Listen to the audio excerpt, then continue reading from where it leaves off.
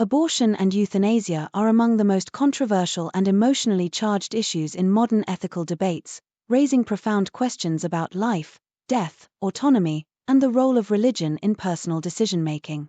Both involve the deliberate ending of life, whether of an unborn fetus or a terminally ill person, and are often viewed through the lens of moral, religious, and legal frameworks. The controversy surrounding these issues is rooted in the differing beliefs about the sanctity of life, the rights of individuals, and the authority of religious teachings versus personal choice. For many Christians, abortion is seen as undesirable because it involves the termination of an innocent life, which they believe begins at conception. The belief in the sanctity of life is central to Christian teaching, with many denominations arguing that life is a gift from God that should be protected.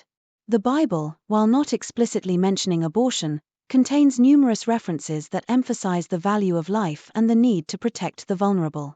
For example, the commandment "You shall not murder" is often cited as a basis for opposing abortion.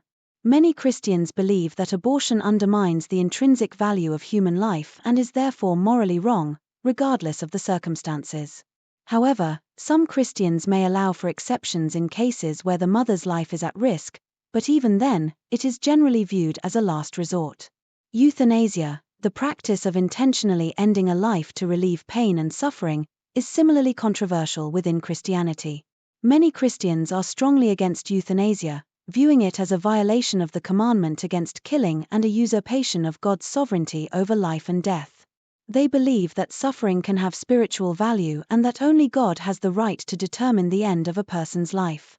This belief is often supported by the Christian understanding of life as sacred and inviolable, with the conviction that humans do not have the authority to end a life prematurely, even to alleviate suffering. However, there is a distinction made between active euthanasia, deliberately causing death, and passive euthanasia, withholding or withdrawing treatment that would prolong life. Some Christians support passive euthanasia, believing it is morally permissible to allow a natural death to occur when further medical intervention would only prolong suffering. This view is often based on the principle of double effect, where an action that has a positive intention, relieving suffering, is acceptable even if it has a negative consequence, the patient's death.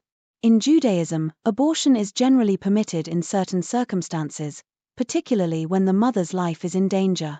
Jewish law, or halakha, prioritizes the life of the mother over that of the fetus, particularly before the fetus is viable outside the womb.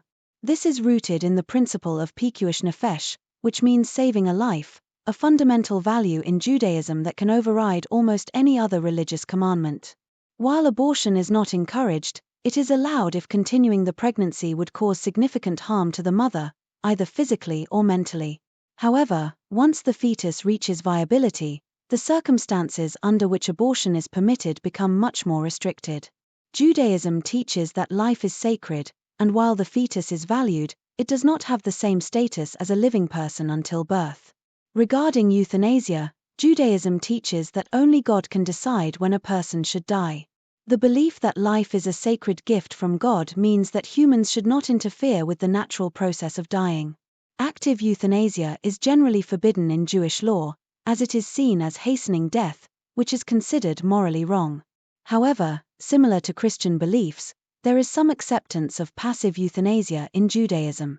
If a person is terminally ill and suffering, it is permissible to withhold or withdraw treatments that would only prolong life artificially. This approach respects the natural course of life and death without actively causing death. In Islam, abortion is generally prohibited but is allowed before the stage of ensoulment in certain circumstances, such as when the mother's life is at risk or in cases of rape or severe fetal abnormality. According to Islamic teachings, ensoulment is believed to occur at 120 days, approximately 4 months, of pregnancy, at which point the fetus is considered to have a soul, and abortion is generally not permitted unless the mother's life is in danger. The permissibility of abortion before ensoulment reflects a balance between the sanctity of life and compassion for the mother's well-being. However, even before ensoulment, abortion is not taken lightly and is generally discouraged unless there is a significant reason. Muslims are usually against euthanasia, believing that life and death are in the hands of Allah. Islam teaches that life is sacred and that enduring suffering may have spiritual merit. Euthanasia is seen as interfering with Allah's plan and timing for an individual's death, which is considered sinful. The Quran emphasizes that only Allah has the authority to give and take life, and ending a life prematurely, even to relieve suffering, is viewed as a violation of this divine prerogative. While Islam generally forbids euthanasia, there is some recognition of the complexity of end-of-life issues. Similar to other religious traditions, Islam may allow for the withdrawal of life-sustaining treatment in cases where death is imminent and inevitable, as long as the intention is not to cause death but to allow the natural process to unfold. Non-religious views on abortion and euthanasia vary widely and often center around principles of individual autonomy, human rights, and ethical considerations. Some people support the right to choose abortion as a matter of personal freedom and bodily autonomy, arguing that women should have control over their own reproductive choices. Others oppose abortion on moral or philosophical grounds, believing that the fetus has a right to life. Regarding euthanasia, some non-religious perspectives advocate for the right to die with dignity, especially in cases of terminal illness where suffering is extreme. This view emphasizes personal autonomy and the belief that individuals should have the right to choose the timing and manner of their own death. Others oppose euthanasia, concerned about the potential for abuse, the devaluation of life, and the societal implications of normalizing the practice. In summary, abortion and euthanasia are deeply controversial issues that involve complex moral, religious, and philosophical considerations. While many Christians view both practices as undesirable and contrary to the sanctity of life, there are varying degrees of acceptance, particularly in cases involving severe suffering or danger to the mother's life. Judaism permits abortion under certain circumstances and generally opposes euthanasia, although passive euthanasia is sometimes allowed. Islam strictly regulates both practices, allowing abortion only before ensoulment in specific cases and rejecting euthanasia as contrary to divine will. Non-religious views on these issues are diverse, reflecting a range of ethical perspectives on life, autonomy, and human rights.